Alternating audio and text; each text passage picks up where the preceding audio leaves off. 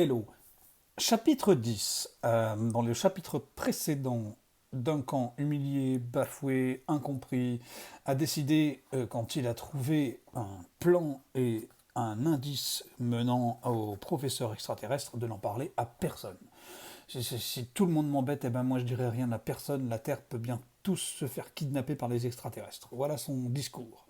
Qu'est-ce qu'il a fait Duncan? Il a découvert que l'appareil que la prof de physique a utilisé en cours a réveillé quelque chose dans son cerveau et que son cerveau a faim, donc il pense très très fort que c'est elle l'extraterrestre.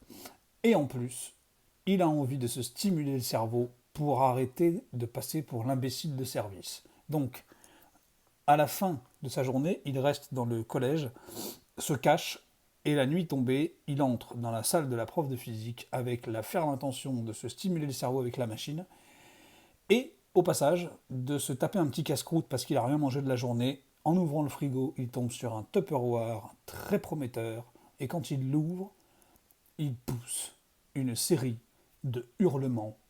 Pourquoi? Eh bien, chapitre 10, Spout. Et Spout, c'est pas moi qui l'invente, hein. Spout. Spout. Hop.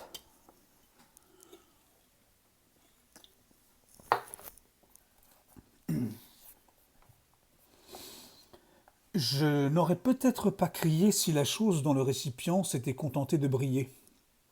Et même si elle n'avait qu'un peu bougé, je serais parvenu à me contrôler en me disant que je venais de la secouer par accident. Cependant, quand la masse gélatineuse et luisante que j'avais sous les yeux se mit à dégouliner par-dessus le bord et à me grimper le long du bras, ce fut plus que je n'en pouvais supporter. Affolé, je jetai la boîte au loin sans cesser de crier. Elle atterrit sur la longue table de la classe de physique. Mais la chose était restée collée à moi. Elle s'étirait démesurément de mon poignet à la boîte qui la contenait.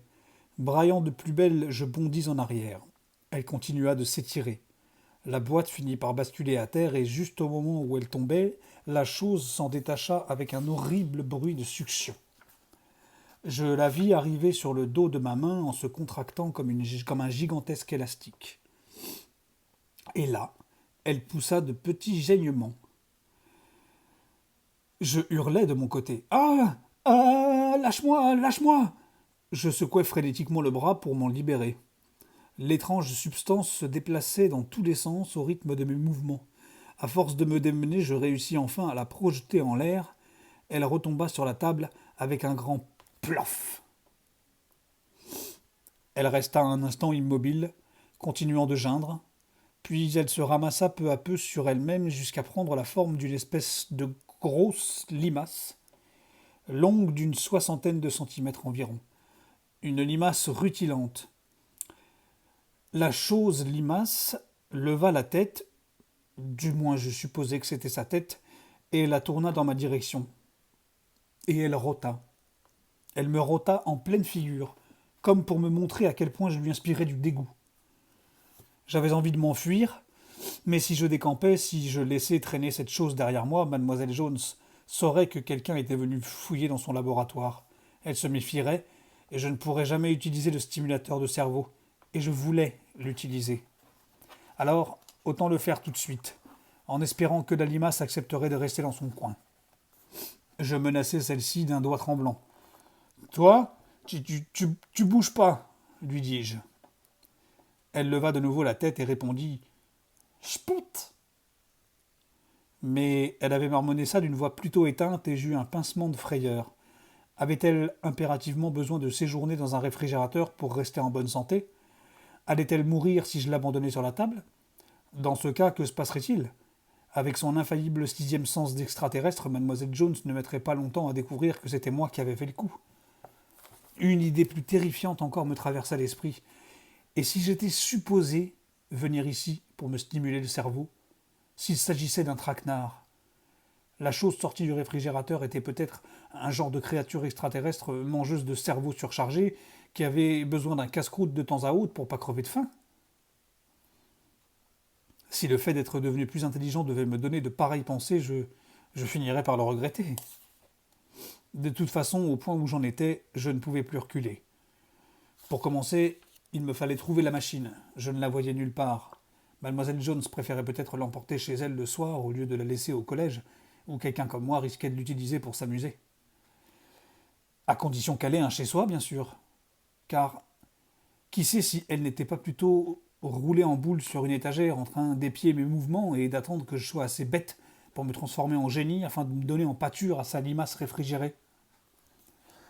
Je tentais de me rappeler ce qu'elle avait fait de la machine la veille, après que Marcus eut cessé de tourner la manivelle. Je n'en gardais pas le moindre souvenir. Ce qui était normal parce que ma colère, provoquée par les rires de mes camarades, m'avait aveuglé sur ce qui se passait. Puis, quelques images commencèrent à se former dans ma tête. Cela me revenait. Je revoyais la classe, la scène. Des détails auxquels je n'avais pas prêté attention étaient stockés dans mon cerveau. Je me demandais quelle quantité d'informations il pouvait bien contenir à mon insu. Devenir plus intelligent présentait pas mal d'avantages.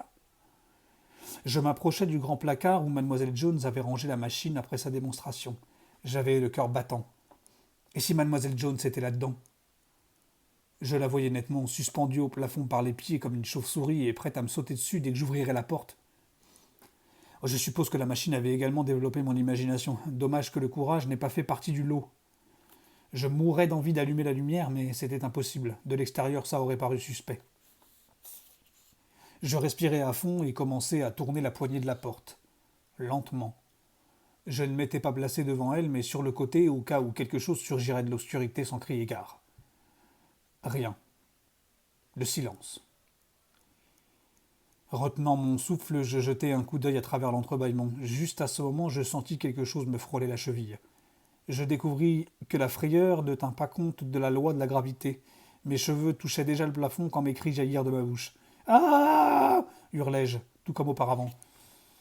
Spout demanda une petite voix. Baissant les yeux, j'aperçus la limace. Elle semblait me dévisager. Spout répéta-t-elle. Et mon cœur menaça de me lâcher. Un instant, je me demandais ce qui se passerait si je sautais sur elle à pieds joints.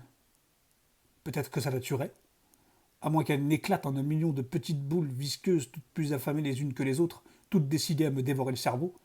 Non, c'était pas une bonne idée. Fiche le camp braillai-je. Spout répondit la limace, aussi en colère que moi.